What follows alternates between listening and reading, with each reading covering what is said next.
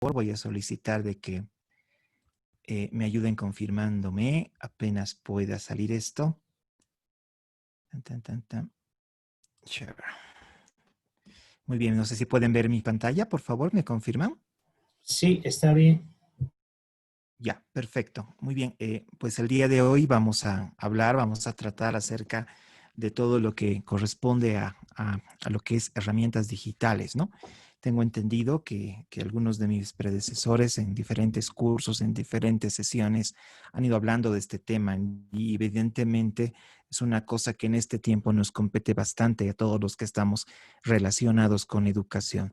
Ahora, hay una figura política muy, muy fuerte, muy pesada en este tema, y no estoy hablando necesariamente de algo que pasa dentro de nuestro país, sino a nivel mundial.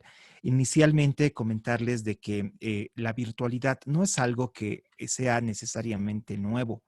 Yo trabajo en educación superior los últimos 10 años y realmente para nosotros la virtualidad ha venido anillo al dedo en el sentido de poder abaratar todo el tema de cursos de posgrado. En este tiempo, mucha gente, pero mucha gente ha ido aprovechando el tema de la cuarentena para poder capacitarse, ¿no? Hace muy poco tiempo, y estoy hablando hace, no sé, unos cuantos meses, realmente era un verdadero problema el poder acceder a cursos de posgrado. ¿Por qué? Porque si uno llega a vivir en una ciudad no capital, digamos, lejos de Santa Cruz, lejos de Cochabamba o La Paz, verdaderamente el tema de ofertas educativas se va reduciendo cada vez más.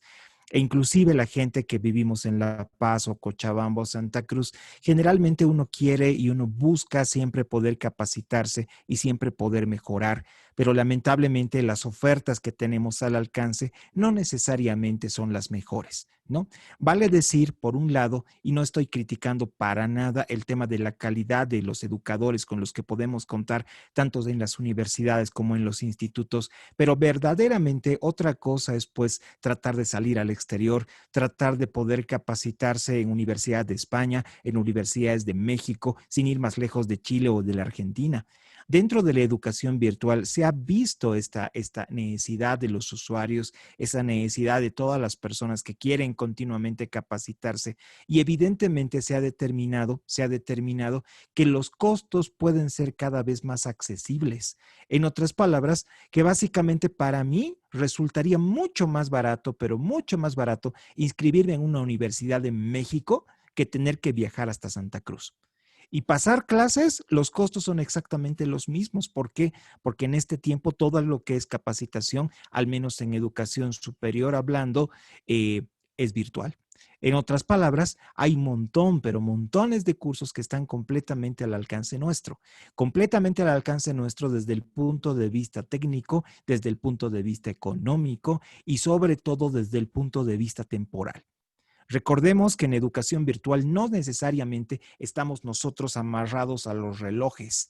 ¿A qué me refiero? A que no necesariamente nosotros tenemos que tomar las clases o tenemos que dar las clases en tiempo real.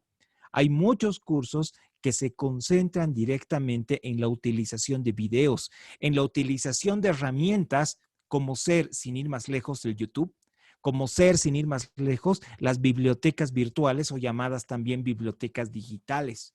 Hoy día vamos a hablar bastante de lo que tiene que ver con recursos digitales interactivos, pero sobre todo voy a tratar de ahondar la poca experiencia que tengo acerca de procesos de evaluación que puedan determinar para nosotros una verdadera ventaja competitiva desde el punto de vista de la docencia. Recordemos, y esto quisiera que quede claro para absolutamente todos, que el tema virtual no solamente o no implica necesariamente un área desde el punto de vista de poder lucirse con los estudiantes, ¿no?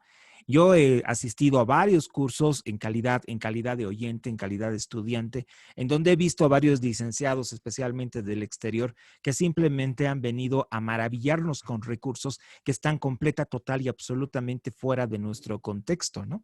Había un estudiante, perdón, cuando yo era chico, había un docente y estoy hablando hace unos 15, 20 años, que directamente nos presentó una plataforma del nivel del Zoom.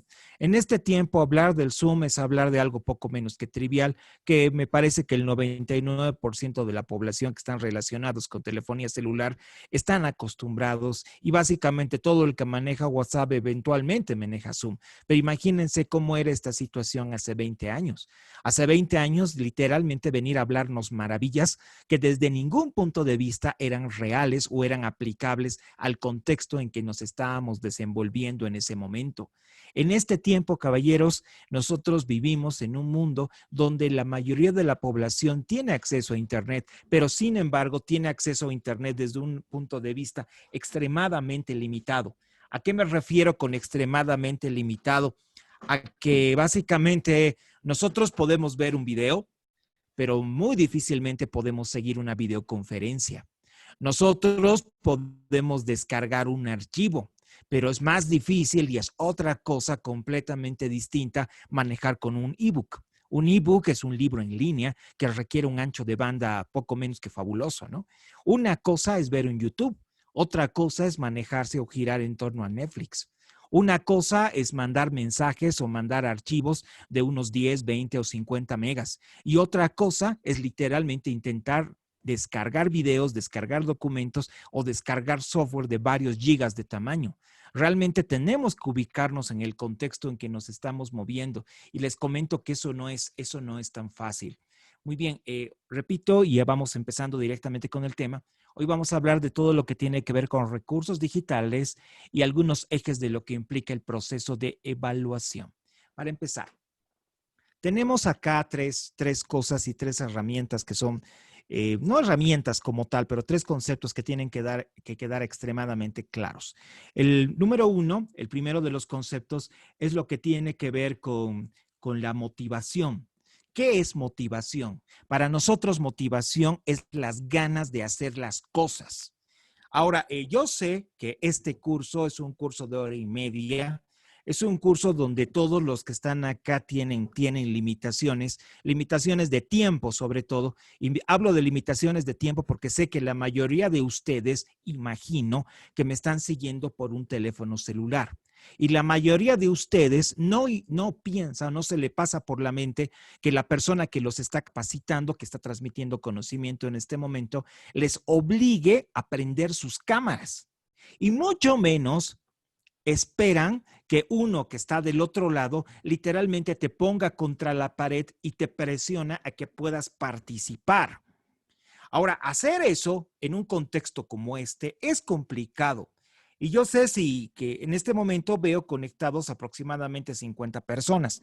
Y sé que si en este momento les digo micrófonos abiertos y pueden participar y opinar, o preguntar o criticar, o como ha dicho el amigo Pumari, pueden llegar a insultarme.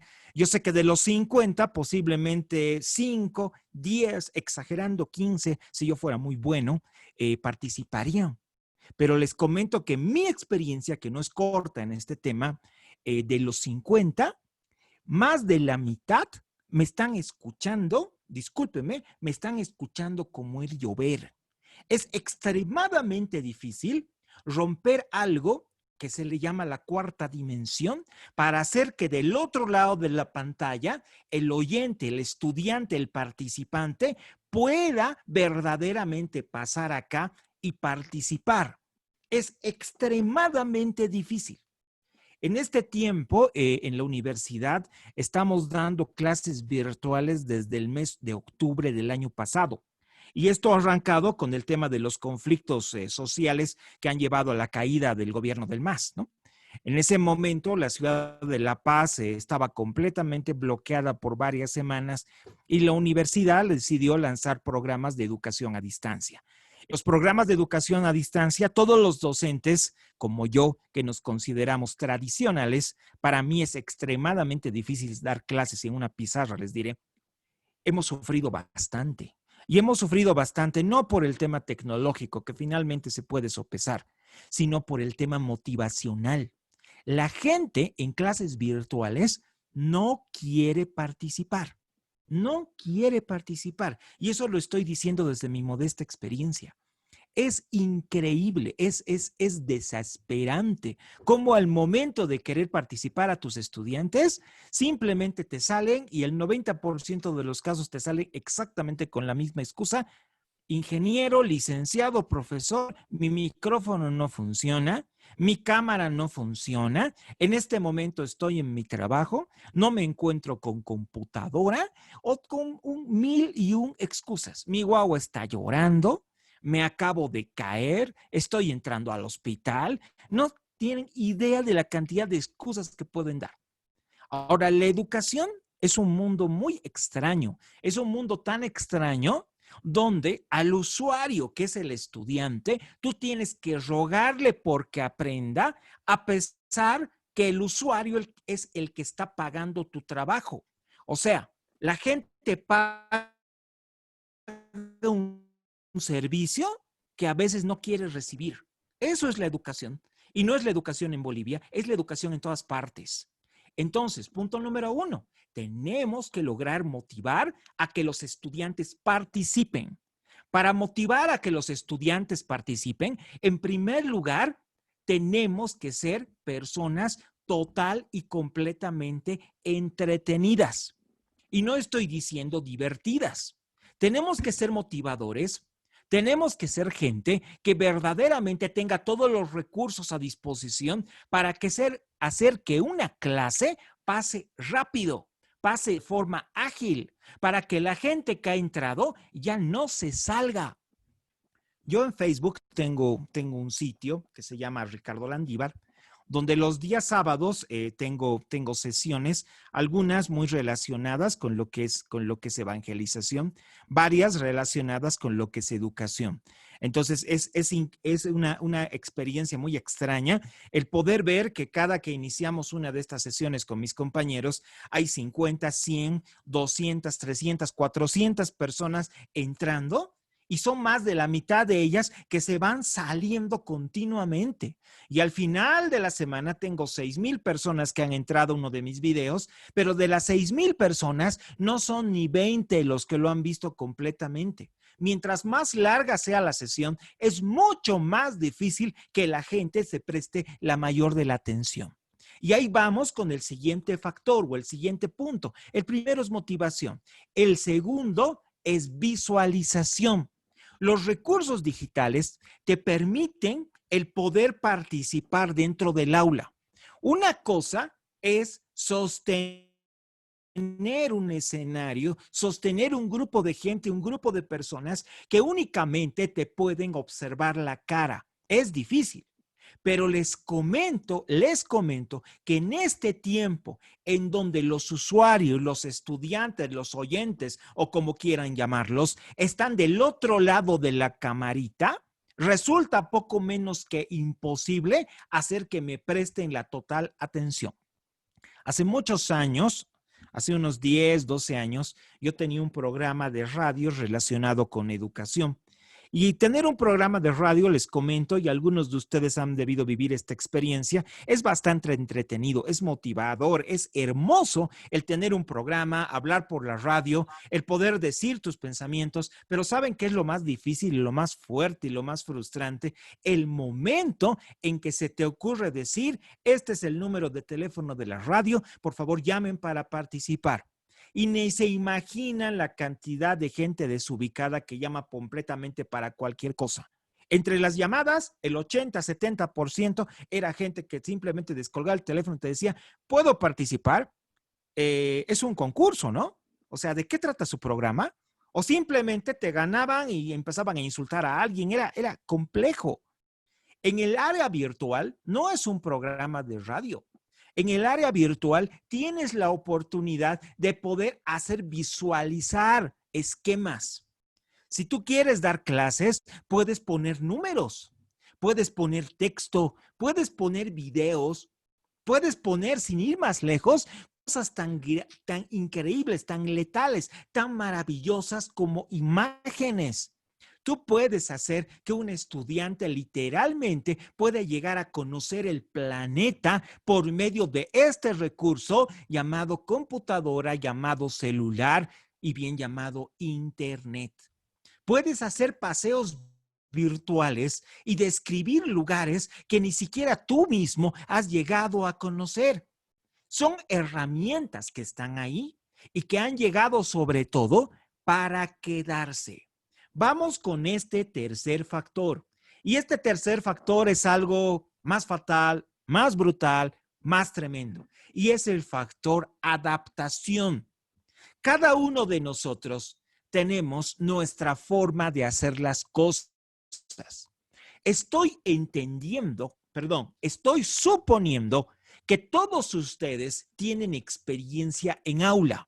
Estoy suponiendo que ninguno de ustedes literalmente se ha graduado de la normal el anterior semestre y literalmente su año de provincia lo ha culminado a nivel virtual. Supongo que no. Supongo que todos ustedes tienen cierta experiencia y varios experiencia de años de dar clases a personas de verdad, a personas de carne y hueso, no simplemente a imágenes a través de un celular. Ahora, el problema es que toda esa experiencia cada día es más y más obsoleta. Cada día esa experiencia, en vez de aportarte, te juega en contra. Hay muchos maestros que son fanáticos de la tecnología y son tan fanáticos que han empleado su tecnología en el aula. Yo he conocido personas que trabajaban en área dispersa, en zona dispersa, en donde no llegaba ni corriente eléctrica, ni servicios básicos y ni siquiera señales de celular. Y las personas, estos profesores, se daban medios para poder cubrir sus necesidades. Había profesores que literalmente se habían dado medios para poder conectar un data show, un proyector a la batería de un auto y se daban el lujo en pueblos donde no había corriente eléctrica de utilizar un proyector. Y es una maravilla. Era gente que era altamente innovadora hace 10, 20 años. De pronto han seguido avanzando, han llegado a manejar muy bien plataformas virtuales, tienen sus sitios web, manejan excelentemente la tecnología celular, manejan todo, son gente realmente de admirar, pero inmediatamente se les ha cortado todo y han pasado a la virtualidad. Resulta que son los que más problemas han tenido. Porque resulta que en la virtualidad hemos llegado todos a estar total y completamente en las mismas condiciones. ¿A qué me refiero? A que un profesor con 20 años de experiencia está exactamente en las mismas condiciones que una persona que ni la normal ha acabado. Un profesional está en las mismas condiciones que un bachiller, porque el mundo virtual es un mundo total y completamente nuevo para todos nosotros. Si hay una figura más tremenda que enfrentarte a un mundo nuevo, es enfrentarte a un mundo nuevo donde los migrantes somos tú y yo. En otras palabras, es enfrentarte a un mundo donde tus estudiantes, por primera vez en la historia, saben más que tú.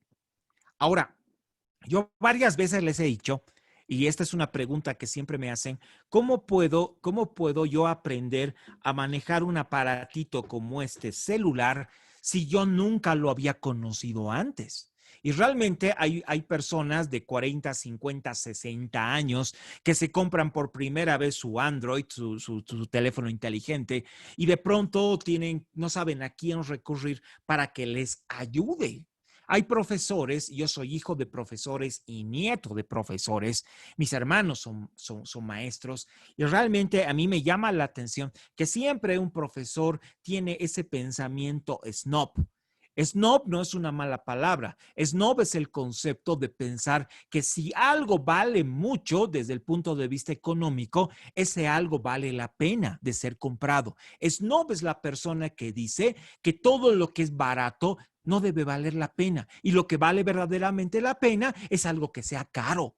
¿A qué me refiero? A todas las personas que se van a un shopping, se van a un mercado, se van a Low Justus, se van a la cancha de Cochabamba, le van a decir a un vendedor, yo quiero el teléfono más caro, quiero la mejor computadora, y invierten su bono, su aguinaldo y 2 sueldos y se compran absolutamente lo mejor que existe. Y ahí se dan cuenta que esa computadora, ese celular, esa cámara, esa pizarra digital no te lo va a dar las clases por ti.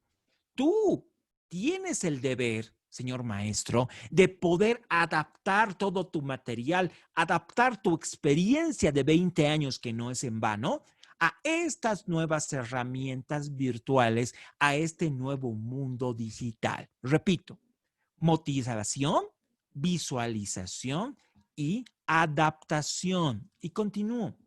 Características como tal de la educación virtual. En primer lugar, estas parecen obviedades, pero son cosas que hay gente que no se ha dado cuenta todavía. En primer lugar, existe un distanciamiento físico. Eso es algo normal, natural, obvio. Claro, existe un distanciamiento físico. Hay personas que no se pueden adaptar al distanciamiento físico. Mi hijo tiene una maestra que cuando empezaron el tema de la educación virtual, mi hijo tiene 9 años, y él siempre nos contaba, ¿no? Yo lamentablemente por tema tiempo nunca estuve muy al pendiente de cómo andaba él en su colegio. Veía que tenía buenas notas y estaba contento. Y mi hijo me decía, mi profesora llega al aula directamente a gritarnos. Entonces, como se habrán dado cuenta, yo hablo relativamente fuerte y no me llamó mucho la atención eso.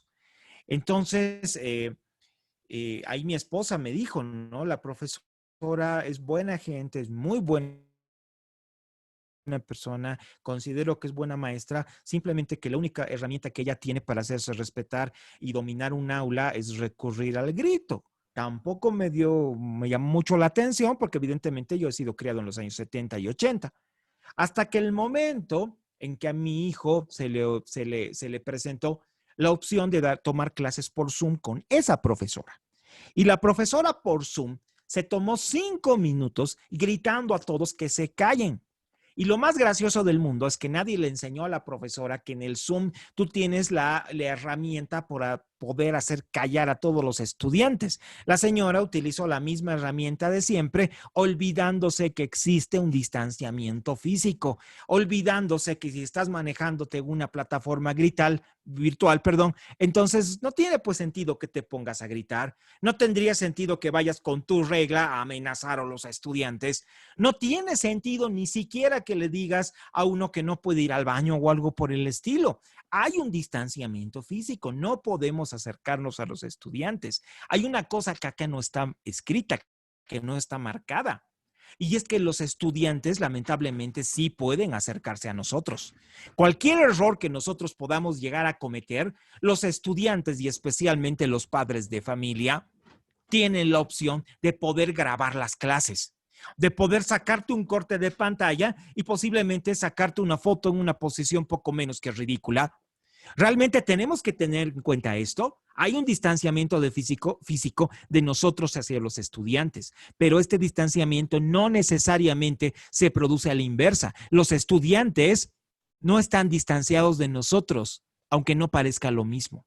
Los horarios flexibles, claro que son flexibles. Lo más lógico, lo más óptimo en un mundo perfecto de educación a distancia es que las clases estén grabadas. Es que un estudiante, una persona, no necesariamente un niño, puede ser tú o puedo ser yo, podamos adaptar nuestros horarios de trabajo normal para poder seguirnos capacitando. Hay gente que dice, yo no puedo estudiar en la universidad, no puedo acabar mi carrera universitaria porque los horarios no me dan, porque la familia que tengo no se va a mantener sola y evidentemente tengo que seguir trabajando, tengo que seguir laburando y tengo que seguir ganándome la vida. Y está bien. Pero sin embargo, en educación virtual ya no hay ese pretexto. En educación virtual ya no estás maniatado con horarios. Los horarios pueden llegar a ser flexibles.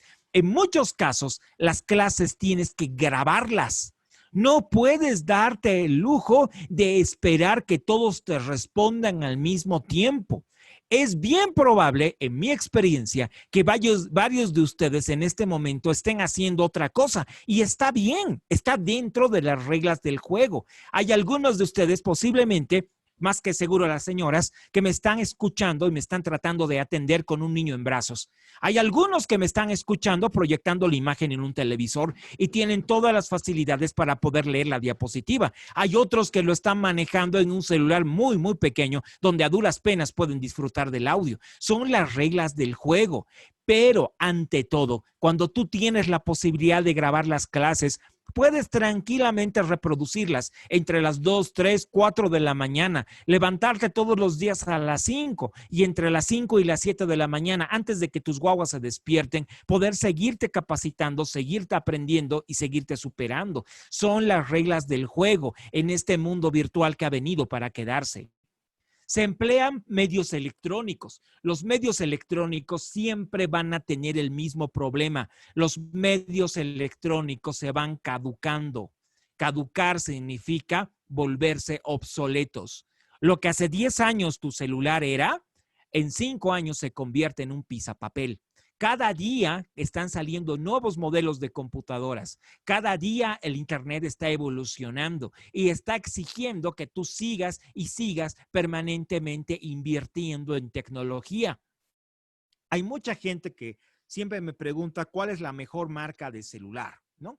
Y hay una discusión entre Samsung, Huawei, Apple o lo que sea. Y yo siempre les digo, es mejor lanzarte directamente por un celular barato. Hay celulares baratos y estoy hablando de los Xiaomi, los celulares que hacen todo y comparando con costos, resulta que sí puedes darte el lujo de invertir 1,500 bolivianos en un celular cada año versus los 1,200, 1,300 dólares que cuestan un celular de gama alta, que de todos modos en 2 o 3 años va a convertirse en un pisapapel. Los medios electrónicos son importantes y no necesariamente para los estudiantes, son importantes para los docentes. Como docentes, no estoy hablando de que tenemos que dar el ejemplo, ni mucho menos, sino que como docentes tenemos que brindar a los estudiantes la mayor cantidad de facilidad posible. Y la facilidad no viene a través de la técnica o táctica que te utilices, sino a través de los recursos que puedas llegar a emplear. Y no estoy hablando de lucirte con ellos, estoy hablando de recursos mínimos que se requiere en este tiempo para dar una clase medianamente decente. Y disculpen que sea tan despectivo. Fomenta el autoaprendizaje y la autorregulación. Esta palabra es bien bonita, autorregulación. El autoaprendizaje está en función de que en la universidad, yo soy director de carrera universitaria por si acaso, en la universidad el que quiere aprende y el que no quiere saca un cartón. Así de fácil se ha vuelto este mundo en este tiempo. Hay mucha gente que entra a la universidad, cumple los 5 años y hay universidades de todo tipo, de todo nivel y de toda calaña. Hay universidades que literalmente esperan que pagues tus pensiones a tiempo, no se preocupan por el tema de la evaluación, no se preocupan por el tema de hacerte ningún tipo de seguimiento y básicamente uno es responsable de su propio aprendizaje. Cuando tú llegas a la universidad, y la mayoría de ustedes sabe de lo que estoy hablando, cuando llegas a la universidad se acabó del profesor, de la profesora que te diga y te atosigue con el tema de hacer tus tareas o de buscar perfeccionismo en tus trabajos. La mayoría de los profesores en las universidades nos enfrentamos a cursos extremadamente grandes, extremadamente llenos, con sueldos extremadamente bajos. Y a la hora de la hora, la gente se vuelve bien cómoda. Y uno como docente, y la mayoría de ustedes, repito, saben de lo que estoy hablando, a uno le da placer realmente poder enseñar a la gente que quiere aprender. Y si uno de ustedes quiere aprender y se contacta conmigo, yo le doy absolutamente todos los recursos que tengo a disposición. Es la cosa más tremenda en la virtualidad y en la presencialidad que un estudiante pase clases viendo su reloj, pase clases controlándote el tiempo o simplemente se queje en el momento que tú quieras darle más. En otras palabras, les dices, jóvenes, quiero pasar clases el día sábado y la mayoría de los jóvenes, niños, adolescentes o lo que sea, pueden hasta denunciarte con la junta escolar por el mero hecho de querer trabajar de más y querer trabajar por ellos y quererles dar más de lo que te están pagando para eso. Esto es un tema de autoaprendizaje.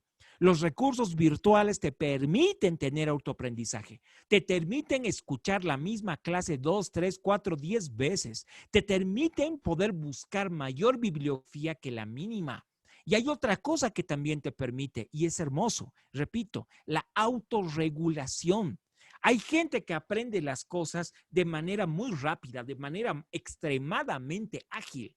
Hay gente que verdaderamente es soberanamente inteligente. Y hay gente que no tienes que repetirle demasiadas veces las cosas. Y está bien, repito, son las reglas del juego y han venido para quedarse. Pero también hay gente que es un poco más tarda en aprender. Hay gente que le cuesta un poco más las cosas. No todos hemos nacido con los mismos talentos. Algunos son más ávidos o más capaces para el área matemática y otros para el área literatura y otros para el área eminentemente deportiva. No todos podemos aprender al mismo ritmo de todos. Este mundo de recursos virtuales nos permite regular nuestro ritmo y básicamente hacer esta regulación completa y totalmente de forma individual. Cada quien conoce su ritmo, tanto de estudio, de trabajo, de ejercicio o inclusive de descanso. Los niños generalmente se nos ha enseñado que tienen que tener un ritmo de sueño, ¿no? Y básicamente todo padre que me está escuchando sabe de lo que estoy hablando. Hay un momento que es toda una pelea y una guerra a lograr o intentar que tus hijos se duerman en la noche. Es tremendo. Pero cuando los chicos ya pasan cierta edad, cuando llegan a los 18, 20 años, están en la edad nuestra, hay un momento en que cada uno de nosotros tiene la capacidad de regular su sueño. Hay gente que tiene que dormir 10 horas, 8 horas, o si no, al día siguiente no puede funcionar o se convierte poco menos que en un zombie. Pero hay otras personas que con 2 o 3 horas de sueño están completamente descansados y completamente listos para ejercitar una siguiente tarea. Hay de todo. Cada uno de nosotros somos completamente diferentes.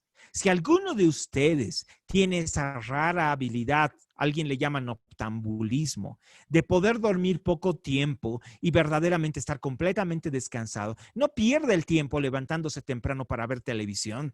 Trate de tomar cursos en línea, cursos a distancia, cursos asincrónicos, descargue libros, aproveche todos los recursos virtuales que tenemos a disposición y les comento que la mayoría son gratuitos. El proceso de enseñanza-aprendizaje debe ser cuidadosamente planificado, desde luego que sí. Nosotros como maestros, esto en la virtualidad y en la presencialidad sobre todo, tenemos que darnos cuenta que estamos jugando con los tiempos de las personas, especialmente los que trabajamos con educación superior. Eso es una carga de conciencia, pero tremendamente fuerte.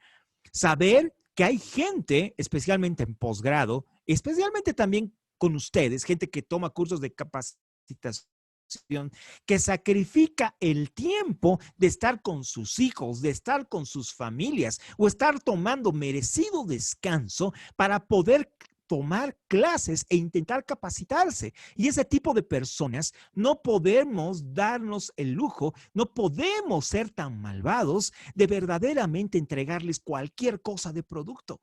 Cualquier tipo de producto relacionado con educación tiene que estar siempre, siempre al borde de la perfección. Y no estoy hablando del talento del educador, estoy hablando de la calidad de la educación que tú estás transmitiendo, empezando por los materiales y siguiendo muy de cerca con la preparación de la persona que está encargada del educador propiamente dicho. Se puede implementar retroalimentación y evaluación constante. El otro día tenía una conferencia en la cual yo no era conferencista, yo era moderador, e invitamos a una persona que era de España y este español nos dijo una cosa que realmente me llamó la atención. Nosotros en los cursos que trabajamos en la universidad, generalmente nos preocupamos porque las personas llenen un formulario de asistencia, ¿no? Si no llegamos a una asistencia mínima, la universidad evidentemente nos llama la atención. Entonces, este conferencista no quería un formulario de asistencia, quería un formulario de retroalimentación. Para todo conferencista, lo más importante es saber si sus palabras han caído en buenos oídos, si sus enseñanzas realmente han sido del agrado de las personas a las cuales ha llegado. Esta autorregulación, esta retroalimentación van siempre de la mano. Si algo no te gusta, si algo te hastía, tú simplemente te sales. Si algo está completa y totalmente aburrido o consideras que es completamente inapropiado, vos le cambias de canal. En los recursos virtuales siempre hay esa posibilidad. Por mucho que tú veas a tus estudiantes a los ojos a través de una cámara, nada te garantiza que están viendo una cámara, pero en el fondo están viendo la televisión que está detrás de la pantalla. Nada te garantiza eso. Si tú no logras ser lo suficientemente efectivo, vas a perder audiencia de forma inmediata. La comunicación e interacción puede ser sincrónica o puede ser asincrónica. Siempre tenemos que considerar esa posibilidad, que la gente te pueda escuchar en tiempo real o simplemente pueda ser atraídos por una repetición. Es bien posible que varios de los que me están escuchando en este momento estén grabando esta sesión. Y es bien posible que alguno que otro le llame la atención, aún para criticarla, qué sé yo. Y es bien posible que más de uno de ustedes que haya grabado la sesión simplemente se le ocurra compartirla. Y repito, está dentro de las reglas del juego. Cuando estábamos en la presencialidad, yo tenía que luchar siempre con varios docentes que les molestaba el hecho de que algunos estudiantes tenían la costumbre, a mi criterio una buena costumbre, de entrar a clase siempre con una grabadora prendida, ¿no? Entonces, a veces los estudiantes te lo dicen que están grabando la sesión. Cuando tú ves un celular en la primera fila, a veces te tienta a decir este celular es una distracción, hasta que te acercas un poco y te das cuenta que está en grabación y te están grabando todo lo que dices. Es una costumbre a mi criterio sana. ¿Por qué? Porque en quien nada debe, nada teme. Está bien, pero tenemos que acostumbrarnos que en la virtualidad todos estamos siendo filmados por todos. Todo lo que digas puede ser usado en tu contra. Tenemos que tener muchísimo cuidado con este tema. Vamos a la siguiente hoja. Herramientas. Esto es un conjunto de herramientas. Al final les voy a dejar un listado de aplicaciones con los que ustedes pueden descargar y jugar y entretenerse, porque verdaderamente en el mundo virtual la vida es un juego y la enseñanza desde el punto de vista lúdico casi siempre es la más efectiva. Acá hay herramientas muy interesantes, herramientas muy fuertes. Principalmente voy a empezar por las herramientas clásicas. Acá está el correo electrónico. El correo electrónico es la herramienta clásica. La herramienta clásica bajo la cual nosotros hemos podido transmitir información desde el punto de vista de la fidelidad. ¿Qué significa fidelidad? Transmitir información exacta. No un chisme, no esperar simplemente que el estudiante pueda llegar a tomar apuntes, sino nosotros poder mandarle nuestros materiales al correo electrónico.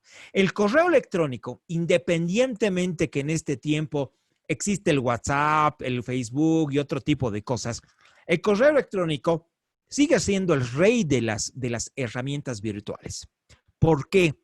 En este tiempo, en Europa y en Estados Unidos, los correos electrónicos se consideran herramientas de comunicación oficiales.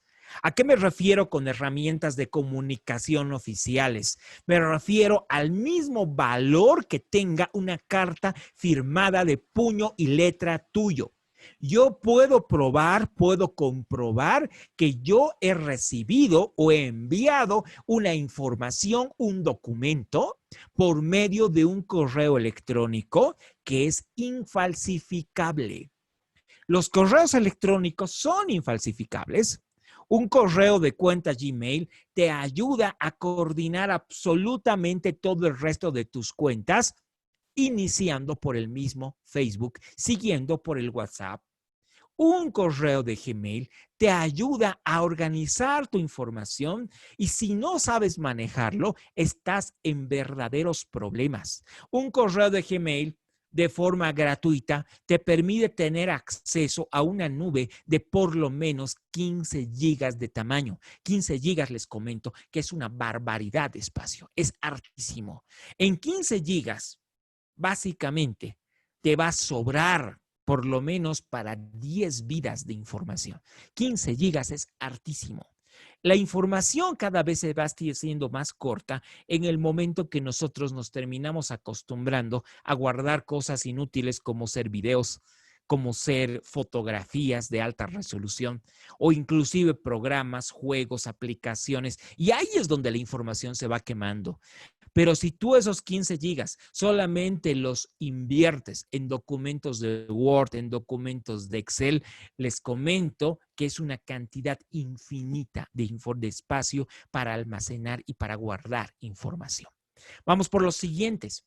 Acá hay un punto y que se llama el punto la clase inversa. También lo van a encontrar como el aula invertida. La clase inversa o el aula invertida es el momento en que tú logras motivar a tus estudiantes de tal manera que la clase la terminan dando ellos.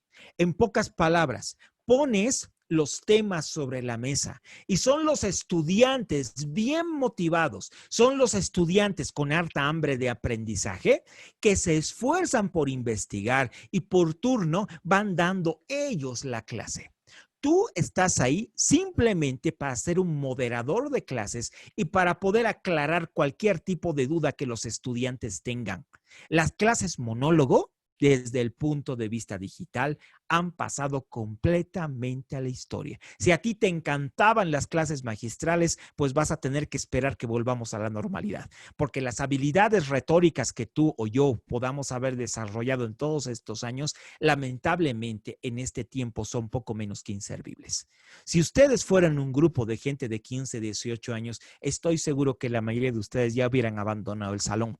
Pero lamentablemente no hay otra forma en una capacitación en el contexto en que estamos para gente adulta que poder tener que seguirnos apoyando nomás en clase magistral. La clase magistral es una herramienta a mi criterio bien importante. Jesucristo predicaba por sermones magistrales, pero en este tiempo pienso que hubiera aprovechado también la tecnología que se nos ha presentado después de 2000 años de desarrollo de la humanidad. Las videoconferencias. La gran diferencia entre una clase magistral o una clase inversa o una clase invertida o una clase convencional de una videoconferencia es que en una videoconferencia no hay ningún tipo de interacción. Al final de esta sesión, si es que realmente nos diera un poco de tiempo, yo sé que vamos a poder tener la oportunidad de hacer una sesión de preguntas y respuestas. En una videoconferencia no hay ni siquiera preguntas y respuestas. La videoconferencia es como ver un informativo donde el locutor del otro lado de la televisión transmite la información precisa en el momento oportuno e indicado. Inclusive, una videoconferencia no está diseñada para manejarse de forma asincrónica.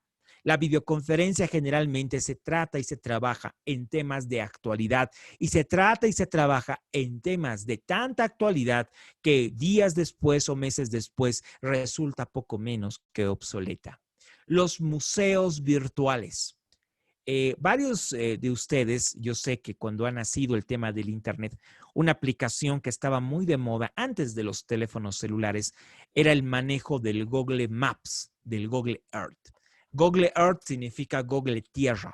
El Google Tierra es una red de satélites que rodean el planeta Tierra, los cuales sacan fotografías en tiempo real, cada 15 minutos se actualiza, en lo cual tú puedes observar todo el planeta a 15 metros de distancia.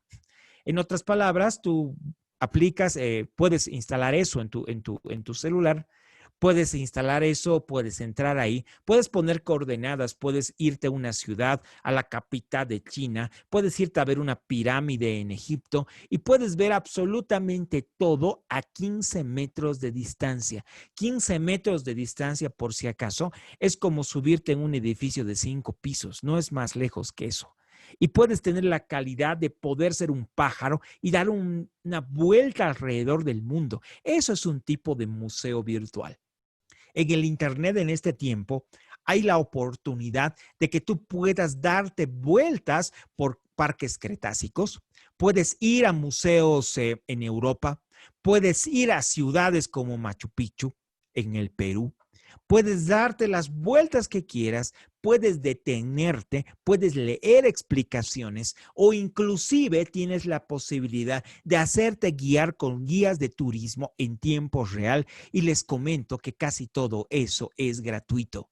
Digo casi todo eso porque hay aplicaciones que verdaderamente uno tiene que pagar. Y antes que alguien piense, qué desastre, ¿cómo tengo que pagar por eso? Les comento que no se paga gran cosa. En algún caso, hay aplicaciones de $1 o $2, 14 bolivianos a lo sumo, en la cual tú tienes tremenda cantidad de ventajas de poder conocer verdaderamente el planeta a través de la pantalla de tu computadora o de la pantalla de tu celular. Esos son museos virtuales. Los museos virtuales son herramientas muy poco utilizadas en Bolivia.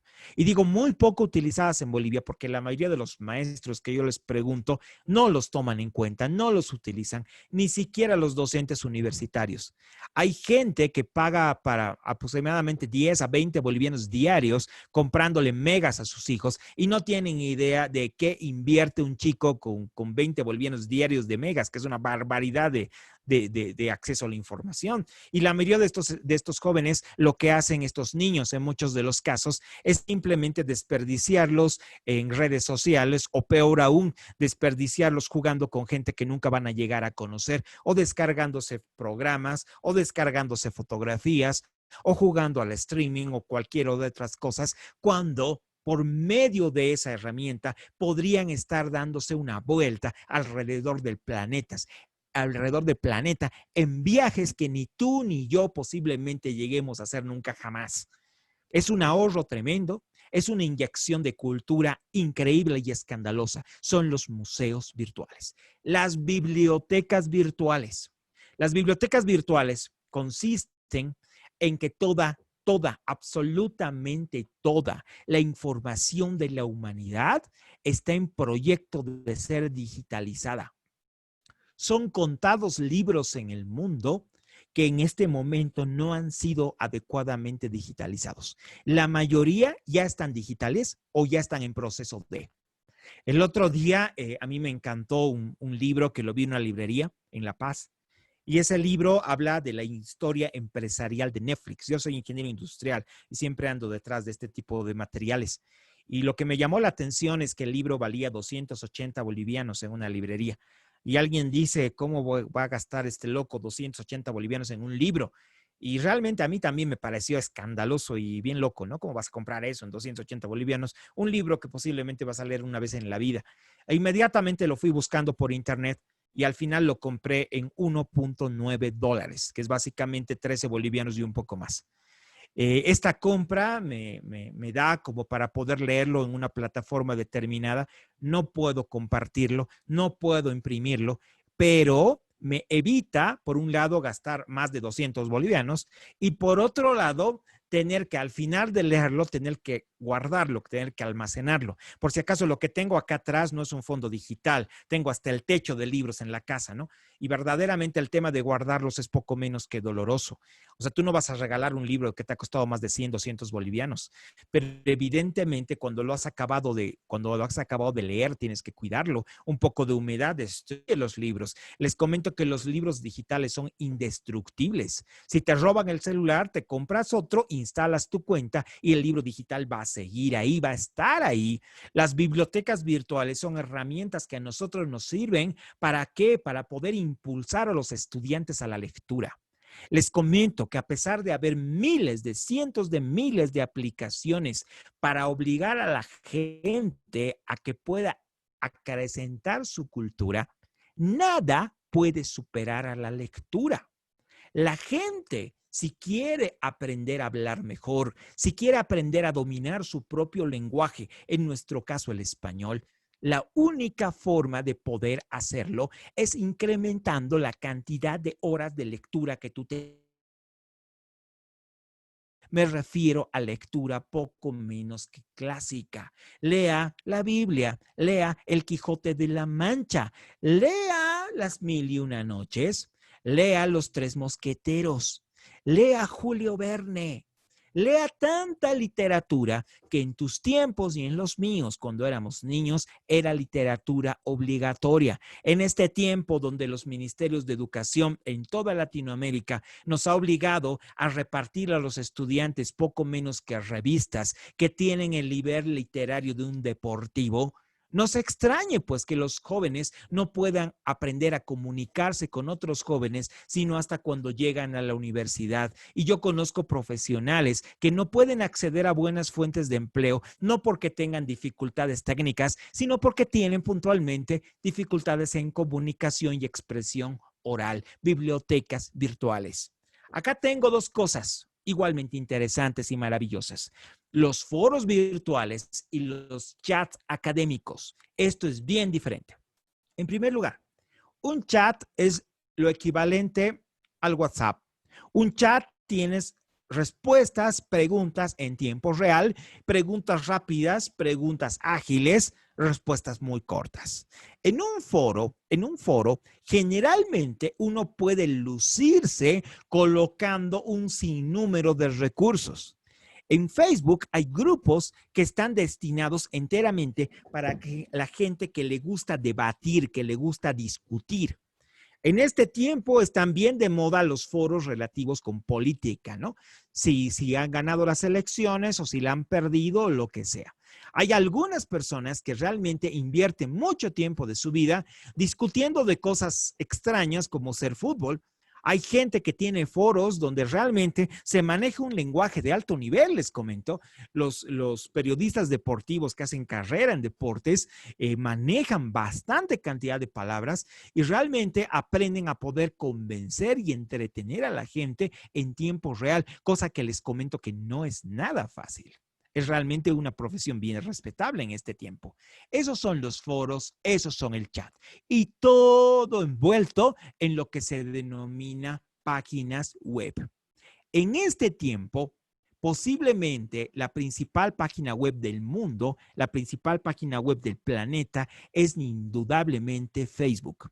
¿Y por qué es la más importante? Porque Facebook ha aprendido a diversificarse y Facebook sobre todo basa sus recursos y basa su éxito en poder almacenar al resto de las páginas. En otras palabras, toda empresa, toda universidad, toda escuela y todo grupo de amigos tiene sí o sí un grupo dentro de Facebook. Facebook tiene competencia, claro que sí. Igual que Coca-Cola tiene un montón de competencia, pero nadie le pisa los talones. Lo más lógico, lo más obvio es que tú te manejes en redes sociales, inicialmente en Facebook y en WhatsApp. Ahora, ¿Facebook está hecho para dar clases virtuales? Evidentemente no. Facebook se maneja como una herramienta para poder dar videoconferencias. Puedes manejar en Facebook herramientas como los foros virtuales, pero evidentemente una clase interactiva no la puedes dar. Facebook no está hecho para eso. Cuando alguien ha inventado la plataforma Zoom, y evidentemente era antes de cualquier tipo de pandemia o cuarentena, nadie se imaginó que Zoom iba a cotizar millones de dólares e iba a ser una seria competencia de Facebook, WhatsApp y todos los demás, ¿no? Y en este tiempo, Zoom se ha convertido en una plataforma multimillonaria. Por Zoom tú puedes generar clases de 45 minutos sin pagar un peso. Si quieres clases más grandes, si quieres clases ilimitadas, las licencias cuestan entre 80 y 150 bolivianos, ¿no? Al mes. No es algo muy costoso, considerando que puedes admitir hasta 100 personas en ese tipo de grupos. Si pagas un poco más, puedes admitir fácilmente más de 1000. No es problema. Es verdaderamente una herramienta que, como les digo, ha llegado para quedarse. Si tienes un poco más de curiosidad, hay herramientas para videoconferencias que siguen siendo gratuitas. Solamente es una cosa de que te tomes el trabajo de buscar, te tomes el trabajo de investigar y te tomes el trabajo sobre todo de motivar a tus estudiantes que te pongan las herramientas sobre la mesa. Les comento que en este tiempo, y les he dicho desde un principio, vivimos en el tiempo más extraño de la historia, donde por primera vez en la historia de la humanidad, los estudiantes saben o aparentemente saben más que sus profesores. Continúo. hay una diferencia muy grande entre lo que hacemos la mayoría de nosotros y lo que se puede plantear en el mundo de la educación técnica. La educación técnica y esta parte está enfocada de alguna manera al mundo universitario, pero de todos modos nos va a servir a todos. La educación técnica requiere un alto contenido de la parte práctica. ¿A qué me refiero con alto contenido de la parte práctica? Hay profesiones que necesitan que los estudiantes puedan practicar para poder desarrollarse. En la última temporada, perdón, en la segunda temporada, en el segundo gobierno del MAS, se instauró el bachillerato técnico productivo o algo así, ¿no? Y de alguna manera todos los colegios andaban cada año locos desarrollando o armando cómo iba a ser su proyecto socioproductivo comunitario. Y fue increíble, ¿por qué? Porque llegó el tema de la pandemia, la cuarentena y demás cosas, y les comento que eran muy pocas las escuelas que habían considerado preparar proyectos desde el punto de vista virtual.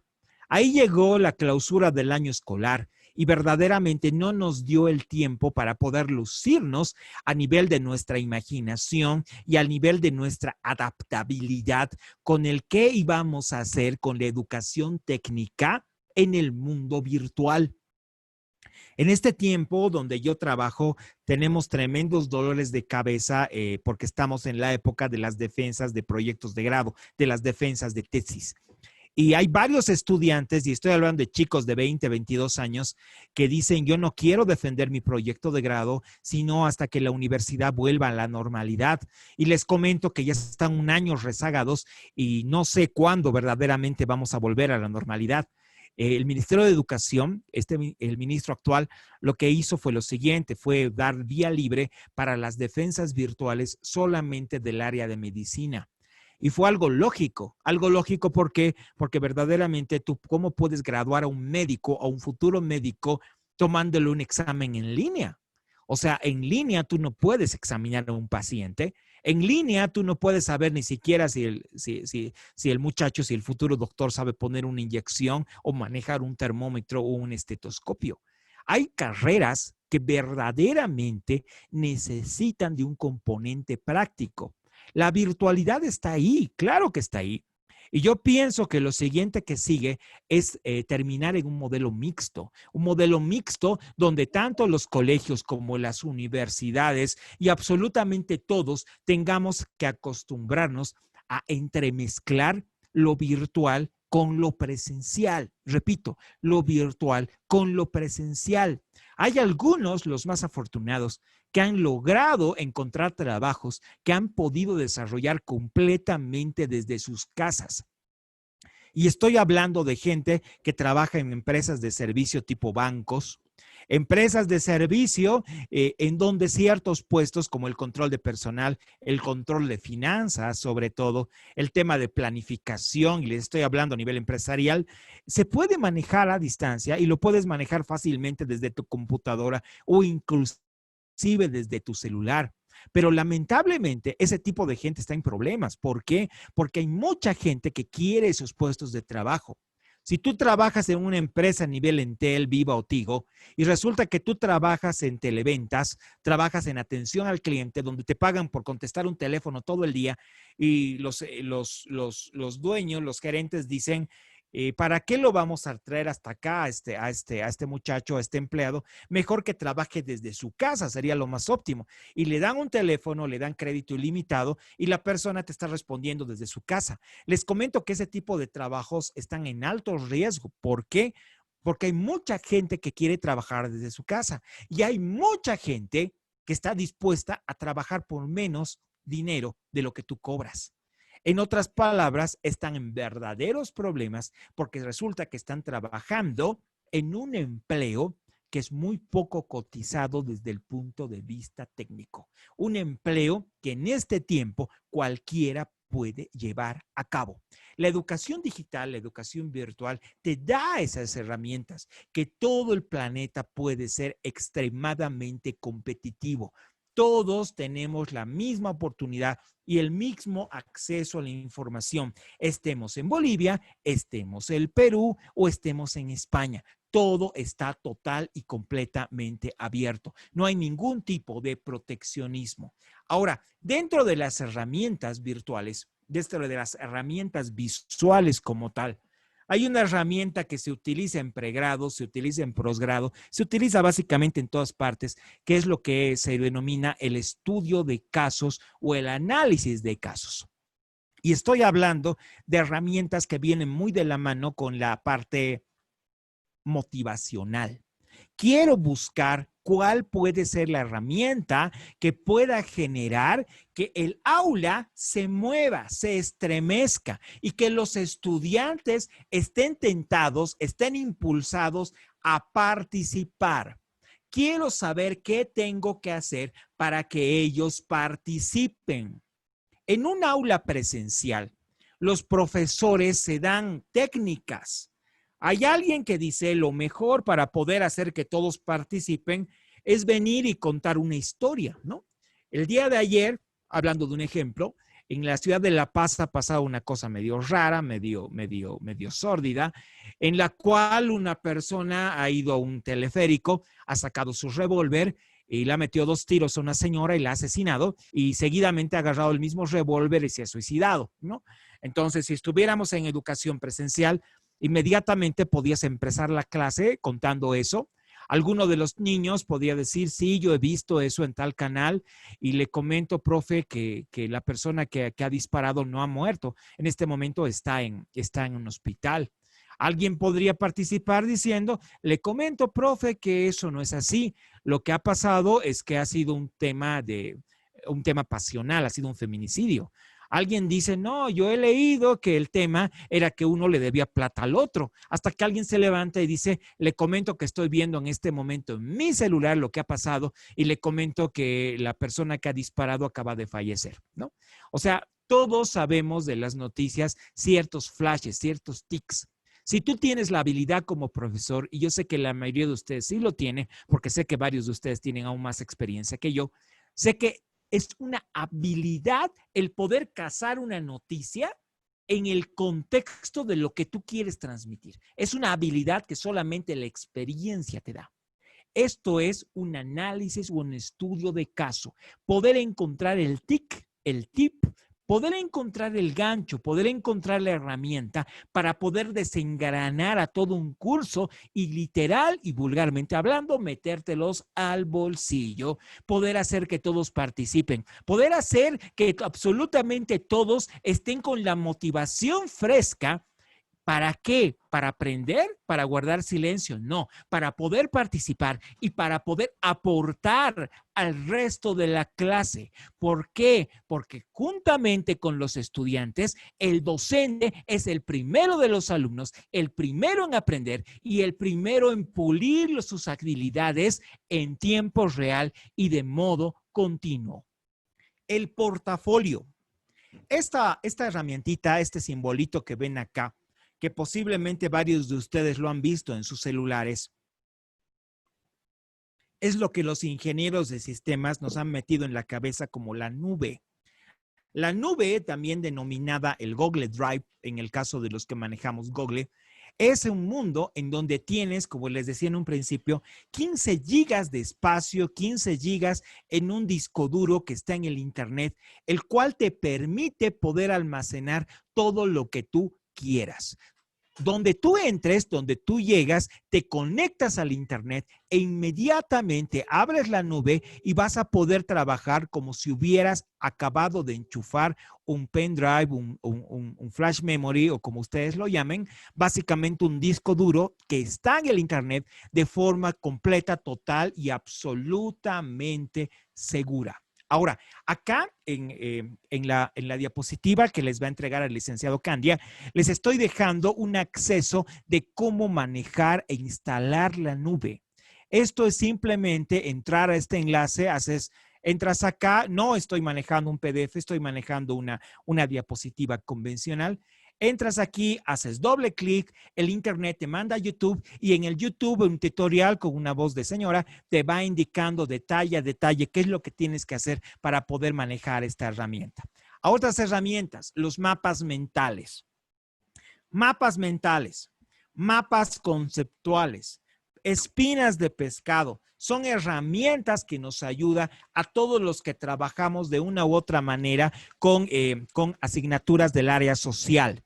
En ciencias sociales, lo principal que nosotros tenemos que buscar es la lectura, la lectoescritura de los estudiantes.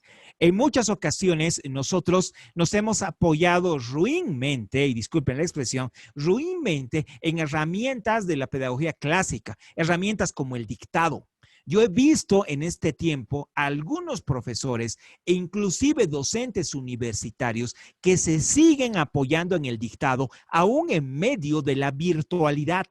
Es increíble cómo teniendo todos estos recursos, enfrentándote a gente que está capacitándose para ser profesional, inclusive gente que está dentro de las ciudades, que tiene hasta más recursos tecnológicos que sus docentes, tienen que aguantar a un docente que lo único que hace es saquen una hoja y voy a comenzar a dictar con rojo o con negro. Yo sé que alguno de ustedes que tal vez trabaja en primaria me dirá, eso sirve para poder manejar la psicomotricidad fina y los respeto, pero ¿qué pasa en secundaria? ¿Qué pasa a nivel universitario? ¿Cómo te vas a seguir apoyando en el dictado? Es una locura.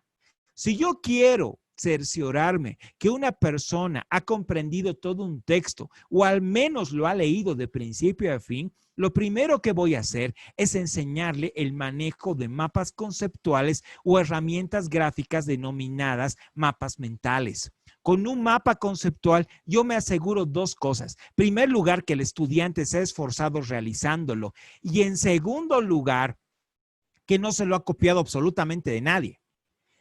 Muchas veces, cuando recién ha aparecido el tema de las computadoras y esas cosas, había varios profesores, y estoy hablando hace más de 20 años, que se dejaban convencer con estudiantes que lo único que hacían era plagiar documentos.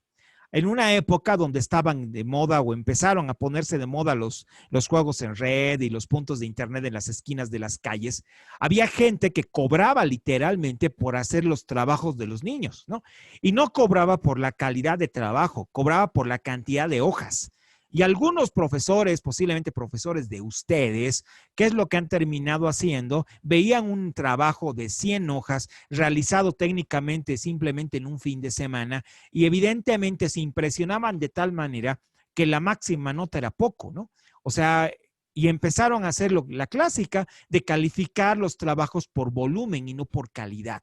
Los mapas mentales han llegado a suplir esa necesidad del profesor de poder cerciorarse de que el estudiante adecuadamente ha leído o por lo menos, repito, ha hecho el intento de hacerlo. Los mapas mentales, los mapas conceptuales son implagiables.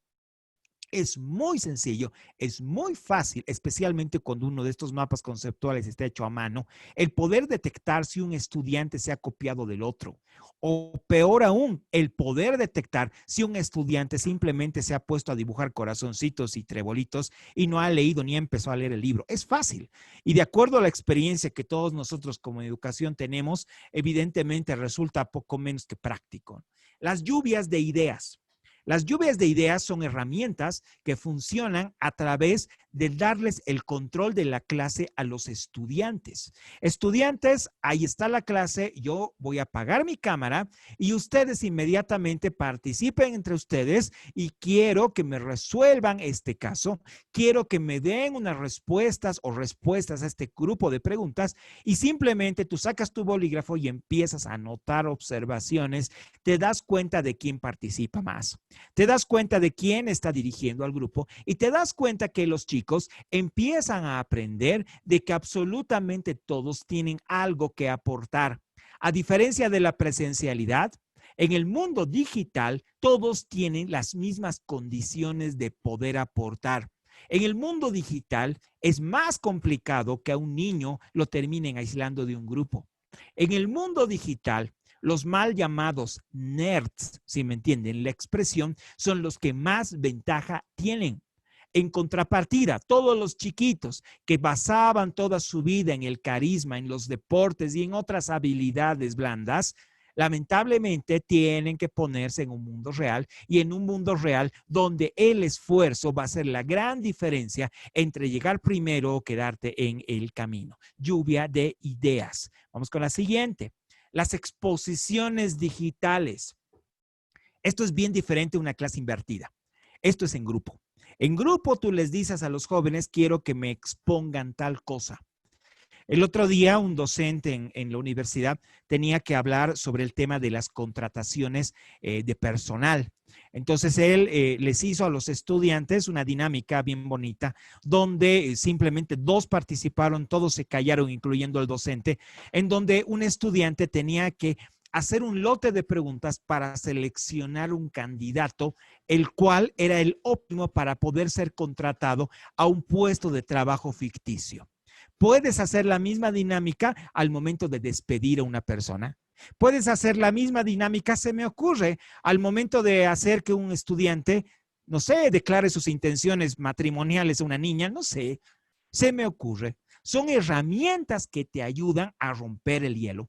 Son herramientas que te ayudan a que los estudiantes estén cada vez más habituados con esto mundo digital que a nosotros nos está costando tanto poder adaptarnos. Pero les comento, este mundo digital, este mundo virtual, es un mundo que le pertenece a ellos, los foráneos, los extranjeros, los migrantes, somos nosotros. Y estas herramientas, repito una vez más, han venido para quedarse. La entrevista. En el mundo digital, hay una herramienta que realmente es maravillosa.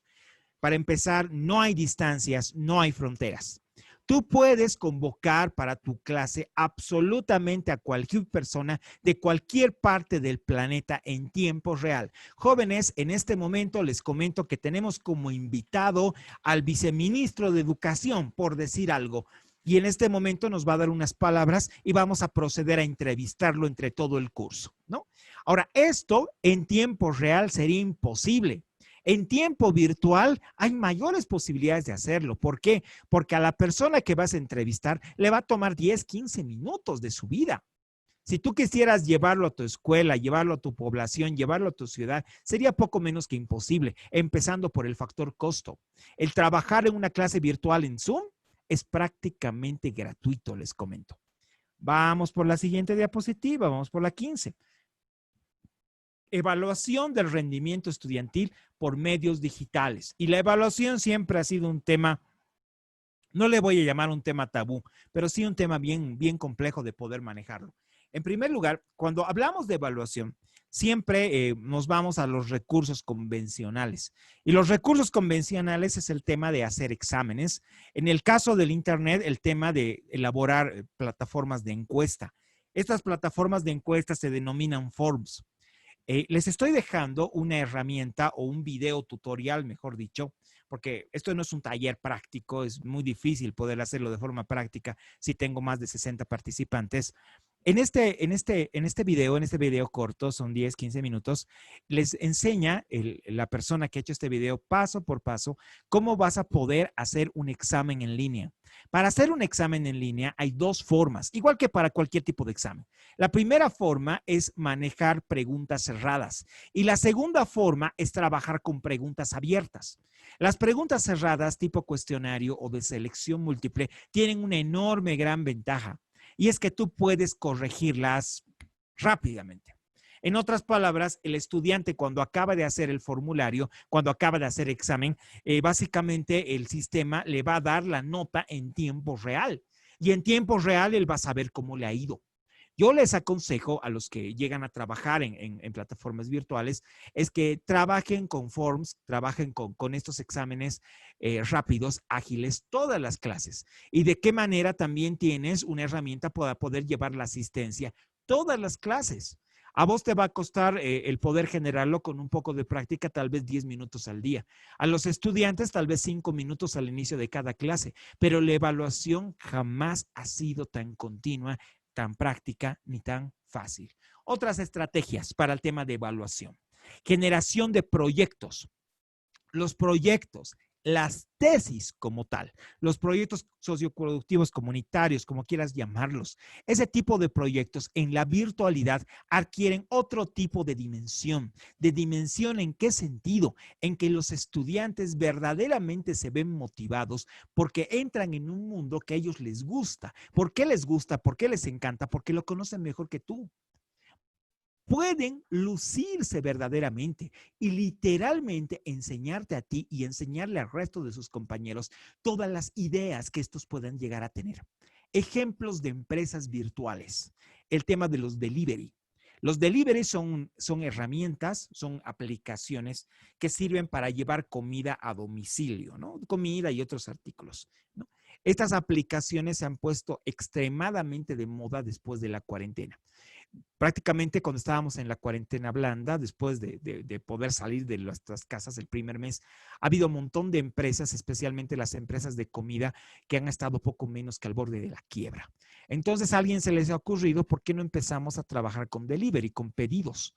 Entonces alguien dice, es complicado los pedidos. ¿Por qué? Porque a veces la gente llama, se hace la burla, a veces no quiere cumplir o a veces viven en lugares tan extraños y alejados que no los podemos encontrar. Pero les comento que en este tiempo, con la Android, con los teléfonos celulares, es imposible que tú te puedas esconder. ¿Por qué? Porque el Android tiene la capacidad de poder dar tu ubicación en tiempo real. El Google Maps, lo que hace es dirigir al punto de contacto de la persona que ha hecho el pedido. Y esto es fácil.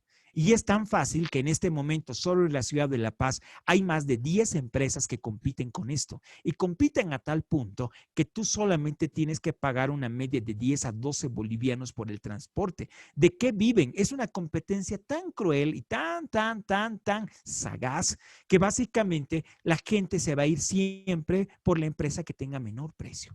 Este tipo de proyectos solamente pueden haber salido de mentes de estudiantes.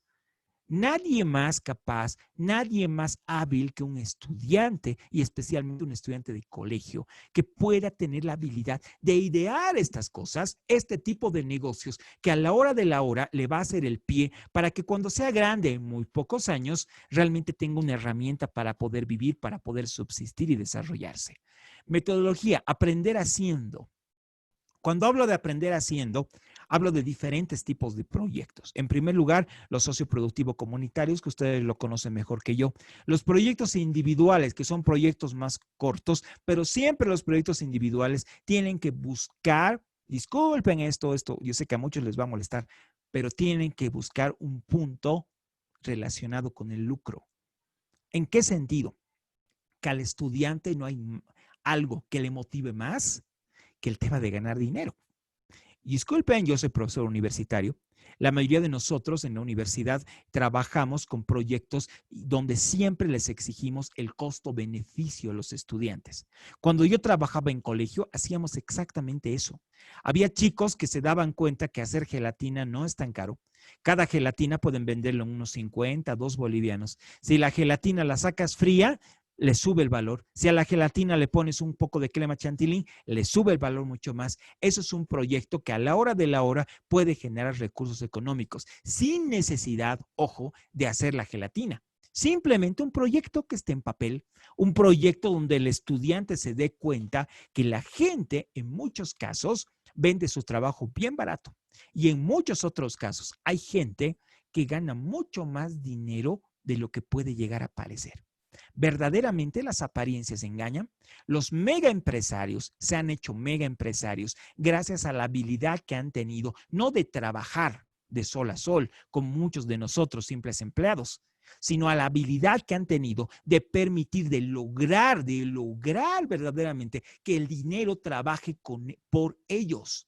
O sea, aquella persona que no genera lo mínimo para poder vivir o sobrevivir, sino aquellas personas que generan dinero para irse de vacaciones, generan dinero para generar lujos, para dar una mejor vida a sus hijos. Y todo eso ha empezado en un proyecto de papel que es del mismo nivel y a veces de inferior calidad de lo que nosotros tenemos en las manos poder generar con nuestros estudiantes.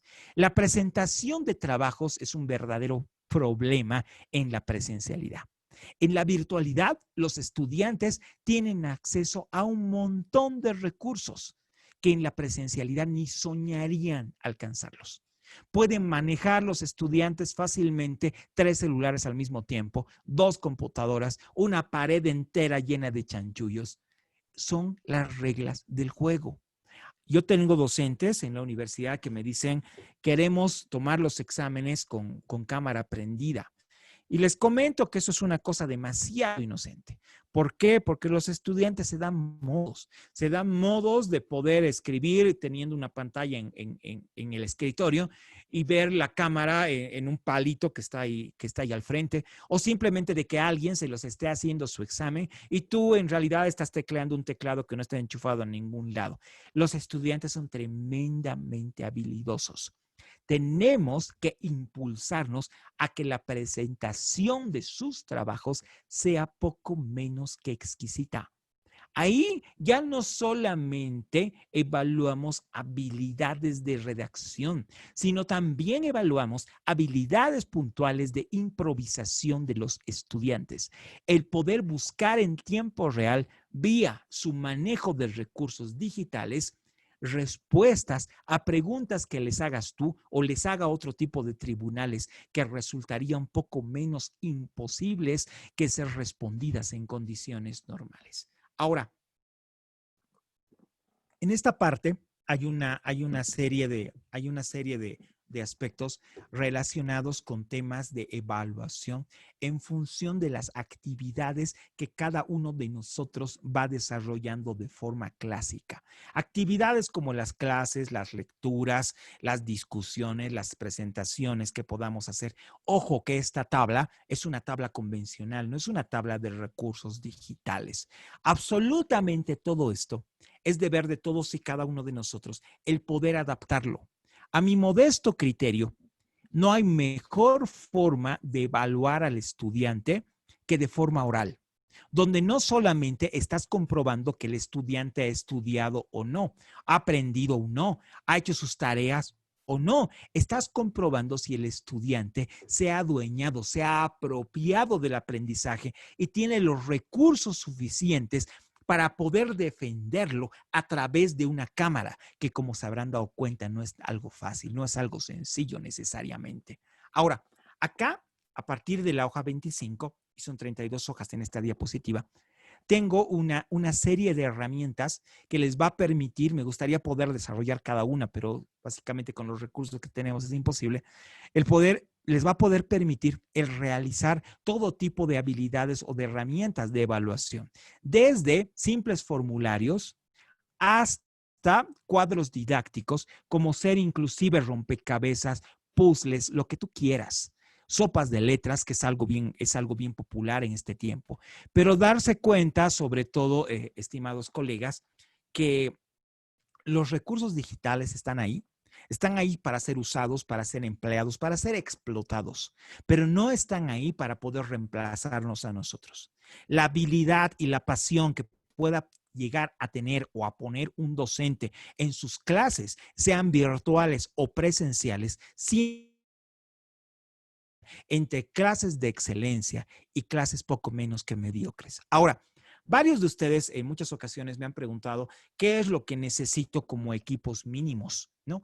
Y si alguno ha estado desde el principio de esta conferencia, yo he tocado una palabra que a muchos no les gusta, pero es una palabra técnica y es la palabra snob.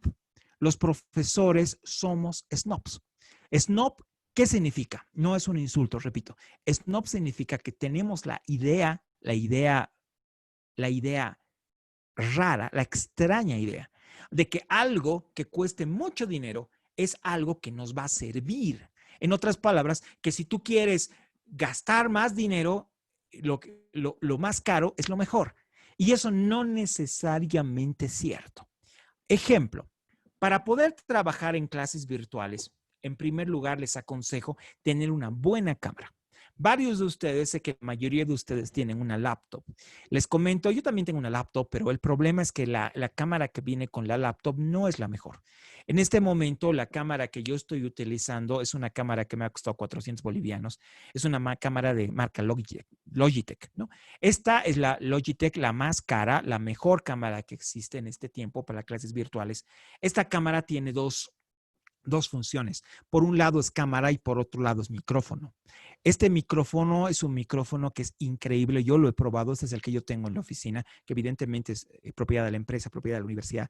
Este micrófono es estéreo, ¿no? Es un micrófono altamente sensible. La cámara esta tiene calidad HD. En pocas palabras, es lo más cercano que puedes tener a transmitir desde la cámara trasera de tu celular. Esta cámara cuesta entre 800 y 900 bolivianos y les comento que se compra una vez en la vida. Hay muchas cosas en tecnología que tienes que comprarla cada 2 o 3 años. La cámara no es una de ellas. La cámara, la calidad del lente y la calidad del micrófono es única. Hay mucha gente que maneja micrófonos de 20 años de antigüedad y son los mejores y bueno, se han quedado y evidentemente la tecnología los ha vuelto más baratos, pero no mejores. Esto es otra herramienta que prácticamente les recomiendo. Esta herramienta, esta marca, y es lo que no sé si pueden ver acá, te sirve para poder manejar en tu pizarra una clase virtual, ¿no? En otras palabras, todas las personas que trabajamos con números, yo soy ingeniero, todas las personas que se apoyan mucho en lo que es lectoescritura, perdón, en lo que es el pizarrón, etcétera, necesita básicamente una de estas cosas. Esto no lo estoy haciendo desde un celular, lo estoy haciendo desde una pizarra digital. Puedo inclusive esto firmar, hacer garabatitos o todo lo que tú quieras. Es una pizarra. Cuando tienes cierta experiencia en esto, básicamente se te hace más fácil. Hay esta cosa de muchas marcas. Esto es una marca conocida, ¿no? Que en su tiempo me ha costado 400 bolivianos. En este tiempo hay otras marcas que cuestan inclusive menos, ¿no? Las marcas más conocidas son la Wacom y la Wacom. Esta Wacom se escribe con W, la Wacom se escribe con G. Estos artículos los puedes conseguir en Facebook nuevos a partir de los 400, 600 bolivianos. La gente en los mercados los ha empezado a importar y cada vez son más accesibles, cada vez son más baratos. Siempre que compres estos aparatos, y sea la cámara, sea la pizarra, tienes que asegurarte que sean autoplug, ¿no? Los autoplug significa que inmediatamente funcionan con solamente enchufarlo al puerto USB de la computadora. Si no es autoplug es un problema porque tienes que instalarlo y demás cosas, ¿no? Y a veces varios de ustedes, yo sé que no tienen ayuda de alguien capo en este tema y básicamente cuando lo llevas a tu ciudad o a tu región, lo quieres enchufar, no funciona, falta un accesorio o algo por el estilo y es un hiper problema volver a la tienda o algo así, ¿no? Ahora, el profesor básicamente cuando da clases virtuales tiene que prepararse. Tiene que prepararse y no solamente en este tiempo desde el punto de vista de las habilidades, el conocimiento, sino también desde el punto de vista estético. Todos nosotros tendríamos que tener poco menos que un estudio dentro de casa, ¿no? Un estudio que no es del otro mundo, es básicamente una pared blanca, una buena silla y un lugar tranquilo donde las guaguas no accedan o el perro no esté encima de tu mesa o algo por el estilo, en el sentido en que estés cómodo y en el sentido de que des una imagen de seguridad y de comodidad y de tranquilidad a tus estudiantes. Es una sensación bien interesante, me imagino que debe ser lo mismo tener un programa en televisión o algo por el estilo. Es una sensación bien interesante saber que del otro lado hay gente que te está escuchando y hay gente que no se ha descolgado todavía, porque posiblemente, no sé, bien posiblemente lo que estás diciendo a algunas personas les puede resultar importante. Muy bien, eso es todo conmigo, licenciado Candia, no sé si está usted en línea. Hola. Muchas gracias, ingeniero Ricardo. Si tuviéramos alguna pregunta, por favor, por el chat.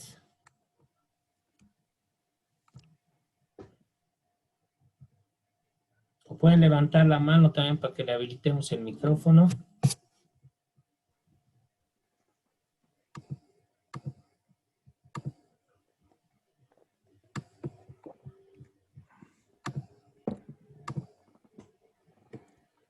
Parece que todo ha quedado bien claro, ¿no?